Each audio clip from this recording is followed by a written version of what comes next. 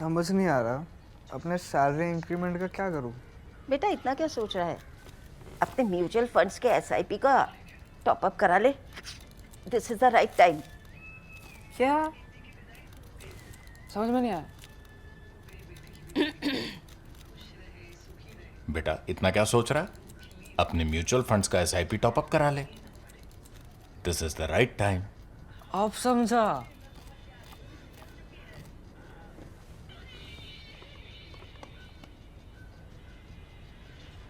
Mutual fund investments are subject to market risks. Read all scheme-related documents carefully. We've seen really horrific pictures coming out of Bangladesh. Some of these also around Indian missions. Indian mission not just in Dhaka. Residences of some of the Indian diplomats, particularly the Deputy High Commissioner, but also Indian consulates in Chittagong, Chattogram now, and Rajshahi. Besides that, there's been much arson and much protests everywhere in Bangladesh. Particularly targeted have been the two major and respected newspapers of Bangladesh, that is the Daily Star and also Pratham Alo. Both very good quality mainstream newspapers. Both offices were ransacked. One was set on fire. Fortunately, journalists escaped without any loss of life. What caused this anger? What lit the fire? Who's the personality who died? Whose assassination started this? What is the politics behind it? Where is Bangladesh headed?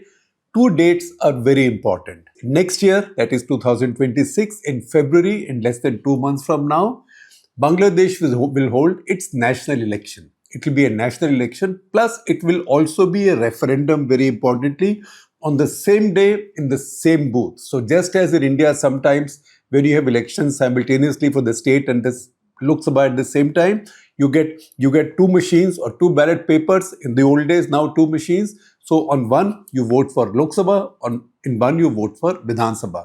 In Bangladesh, you will have a ballot paper for electing your MP, a second ballot paper answering a simple question on whether you accept that the July Charter, as it's called, that is the charter drawn up in this July by the Constitutional Review Council that was set up by Muhammad Yunus, the chief advisor, to look at amendments in the constitution, whether that charter should be implemented. That referendum will be very key, because that referendum, besides other things, will also decide the powers of the new prime minister, the powers of the president as amended under the charter. I will give you more details as we go along, and also certain powers on appointment. So they will be a further division of powers. Usually in a democracy, you might say division of powers between the executive, the judiciary,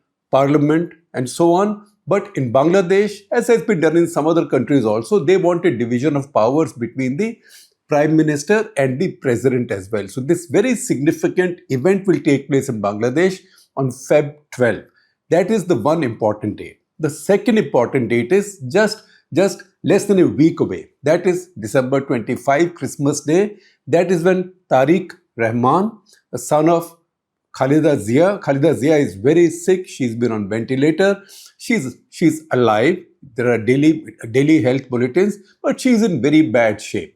Her party, BNP, Bangladesh Nationalist Party, they are the front runners in all opinion polls right now. And looks like they might come to power, or they might get at least the largest number of seats. Her son is coming in to run the campaign. No, he's supposed to come in on December 25. This trouble has broken out in a way on the eve of his arrival. Because once he arrives and BNP takes charge, because BNP has a cadre, BNP also has a committed vote. BNP's main rival, or BNP's more powerful rival, Awami League, is not there, because the agitators and the new group have actually got Awami League banned from contesting this election. So this could look like a one-horse race. Although, let me caution you, people had made similar presumptions about Bangladesh. But let me also caution you, people had made similar presumptions about, say Sri Lanka. But a third force emerged out of nowhere, because people thought they had got fed up of the two existing forces. So they threw both out and they brought in a new leader and a new party. Something like that can happen in Bangladesh. Theoretically, yes. Right now, however, all polls are telling us that BNP is ahead. So this trouble has arisen on the eve of Tariq Rahman's arrival. Now, Tariq Rahman and his BNP are also not the favorites of protesters who brought down the government of Sheikh Hasina on 5th of August last year, 2024. They think that BNP once again represents the same centrist forces which will follow a kind of foreign policy they don't want, which also will run generally a centrist government. There are many forces within the protesters who want the government to be more Islamic in its character.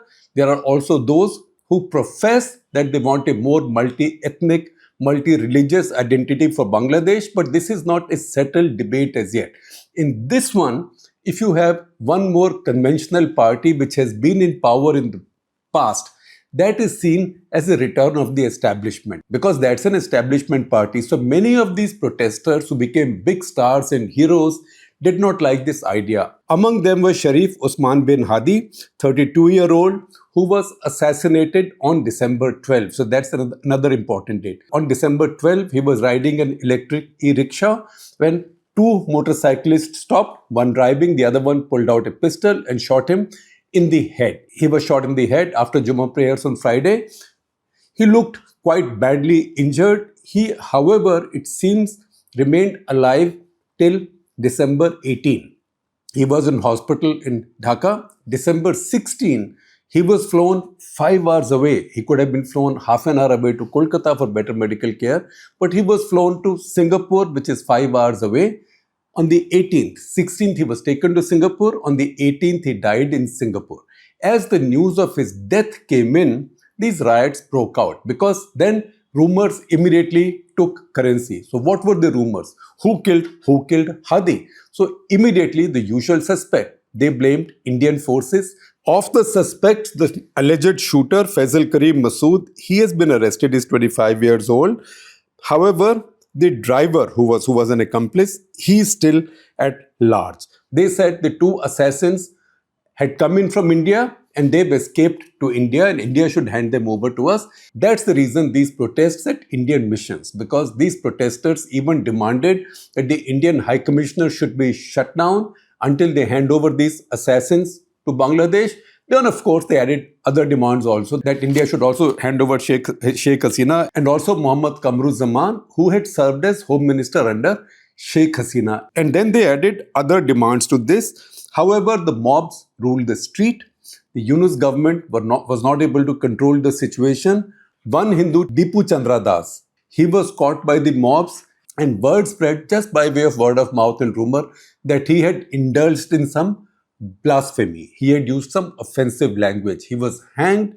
Those are horrific videos. He was hanged, killed, lynched, and burnt. All of this happened in public. In fact, you can see that entire scene. I'd rather that you don't see it, with hundreds of people, if not thousands, hundreds and thousands of people making live videos on their phone cameras. So that happened at that point. It was widely condemned internationally, obviously by India, but also within Bangladesh. Many voices spoke up, especially many expat Bangladesh voices. Now, why was Sharif Osman bin Hadi so important? Such a prominent figure. He was just 32. After his death, the Yunus government declared a day of national mourning. They also said they will look after his wife and his kid, etc. All of that usually happens when these terrible things happen. But he was important because he emerged as a key figure on the Inquilab Manch, which was a loose platform. Inquilab Manch literally means revolutionary platform, a right-wing platform which got many disparate groups together to run a campaign against Sheikh Hasina. Now, this was not given a formal shape until August 5. By August 13, it acquired the definition of Inquilab Morcha. Until then, it was a loose alignment of similar-minded forces. Sharif Osman bin Hadi was a fiery speaker, very anti-Indian. He used two expressions very often. If you hear all his speeches, my colleague who covers tracks Bangladesh for us, also Pakistan, Dibdatta Chakrabarti. She tells me, if you listen to his speeches, and of course, she's a Chakraborty, so she knows Bengali.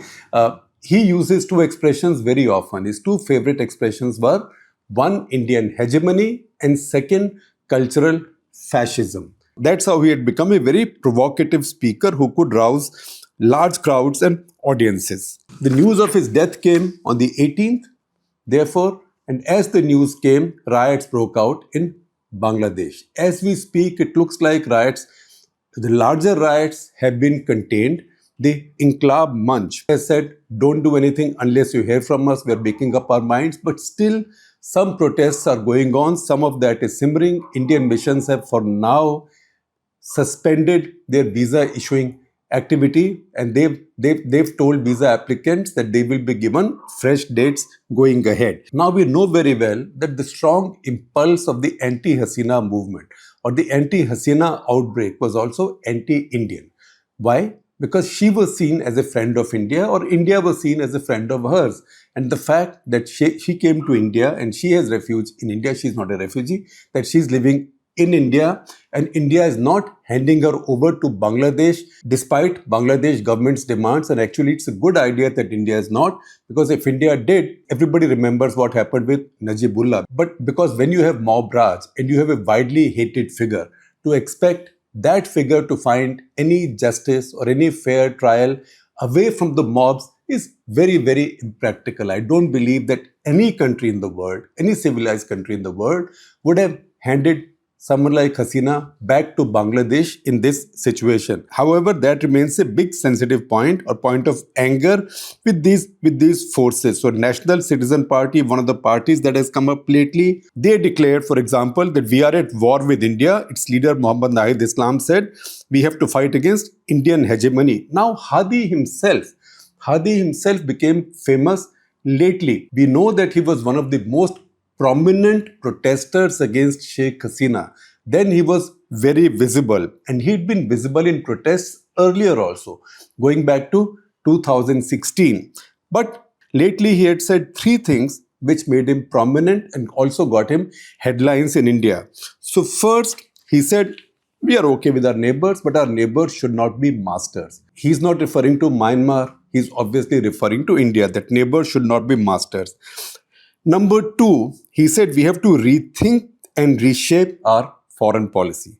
The third thing he did was he displayed a map of what he called as Greater Bangladesh. And then this imagination sort of ran riot because maps appeared on Bangladeshi social media, right-wing Bangladeshi social media, among Hadi's followers, looking at quote-unquote restoring the Bengal kingdom back to the days of Sirajuddaula, or what Sirajuddaula had lost to the British, to East India Company in the Battle of Plassey in 1757. Now that is irredentism on steroids. However, these sentiments were rising in Bangladesh, and because Hadi shared this map as well, Hadi became even more prominent and even more talked about. I'm sure this worked very well within his support base. Now, two things have happened because of this assassination. One, he was a candidate in Dhaka 8 constituency as an independent, but he was also contesting against the BNP candidate, which means he and his supporters were also opposed to the BNP,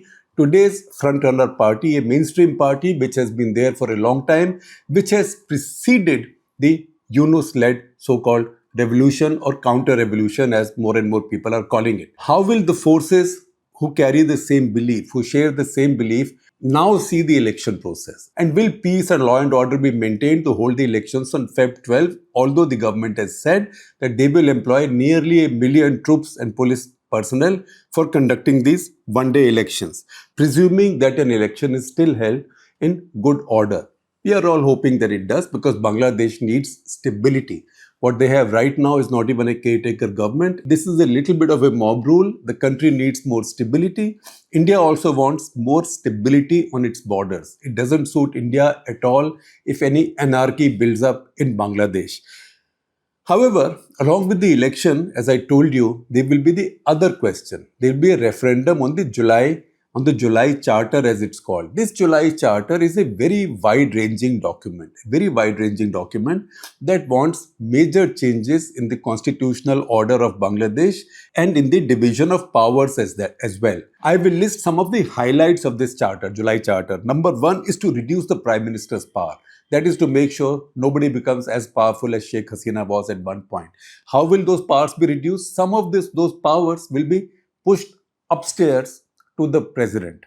To the president, from where will the president come? Who will elect the president? So importantly, Bangladesh right now has a single chamber parliament.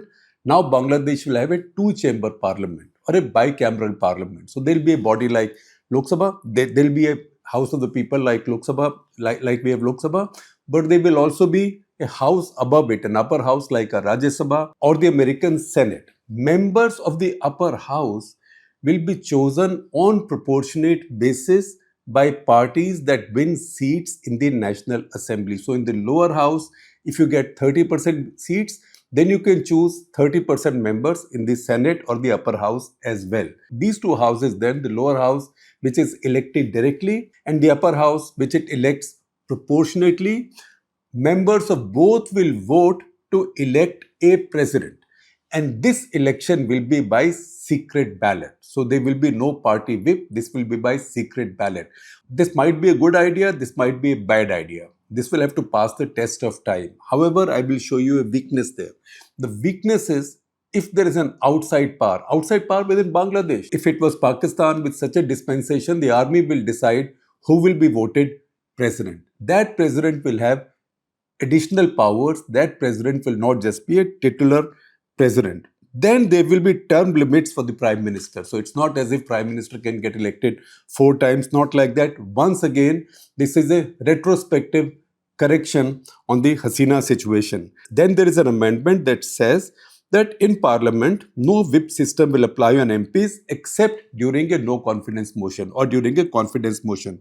All other laws, MPs can vote as they wish. Then, of course, it talks about judicial independence, independence of Election Commission, Anti-Corruption Commission, CAG, Public Service Commission, increased women's quota. All the rest of these are motherhood and apple pie ideas except one. And that one idea is borrowed from Pakistan. That says that once a government's tenure ends and a fresh election is to be held, then it is not as if the existing government will become caretaker. A new caretaker government will be set up and that will hold elections and then go away, hand over power to the elected government. That's the system that the Pakistanis follow as well. Now, as far as the referendum is concerned, there's been a twist there. Because initially, in the referendum draft, there were specific questions being asked on several issues which are promised in the July Charter. Then a controversy arose that how could a person answer with one yes or no for all these 4 questions. So what did the establishment do, the Bangladeshi establishment? They said, all right, we are not asking you any questions. If we find that too cumbersome, we will just ask you if you accept the July Charter, which means you get a blanket clearance for all of the July Charter and you can then implement everything mentioned there in 66 pages. This then becomes a very sweeping referendum. And you know what? I hate to bring Pakistan back in here because I know that the Bangladeshi commitment, even the Bangladeshi streets commitment to democracy, Bangladeshi's army's commitment to democracy definitely, or Bangladesh's army's commitment so far to staying out of politics and power is much greater than in Pakistan. But at the same time, I must mention to you an example from Pakistan.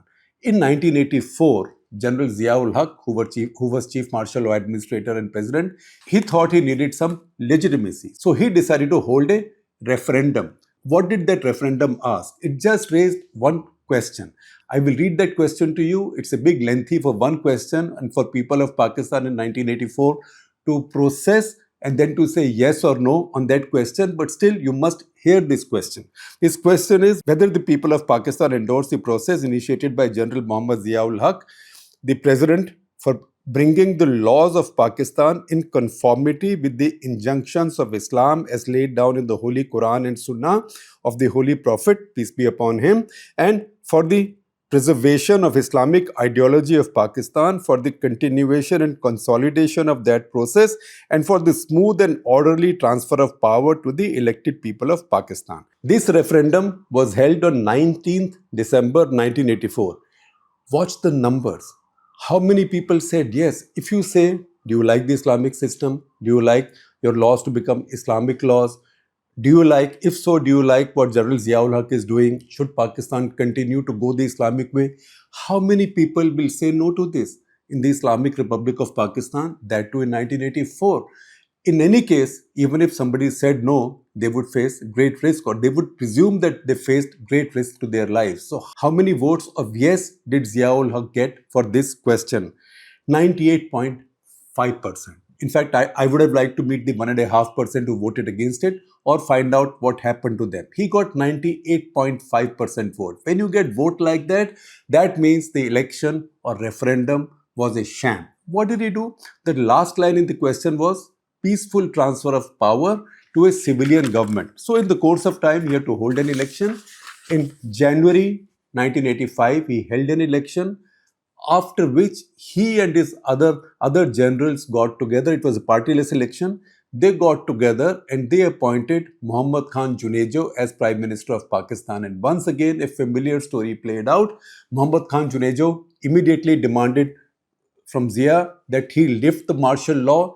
He said at one point in his parliament that martial law and an elected government could not exist together. That part of the speech was expunged from Pakistan TV. However, December 30 that year in 85, Ziaul Haq had to withdraw martial law. An uneasy relationship continued between Ziaul Haq and his own handpicked partyless prime minister, who was just a lightweight feudal. He was selected mainly because he was a devotee of a very powerful religious preacher from Sindh, Pir of Pagara or Pir Pagara. Zia did not like him. This tension continued. On 29th of May 1988, Zia appeared on Pakistan TV, dissolved his parliament, all provincial assemblies under the 8th Amendment in the Constitution, which he had inserted. He had the power. And then what happened? Within about 3 months of that, in fact, almost exactly in 3 months of that, Ziaul Haq was gone,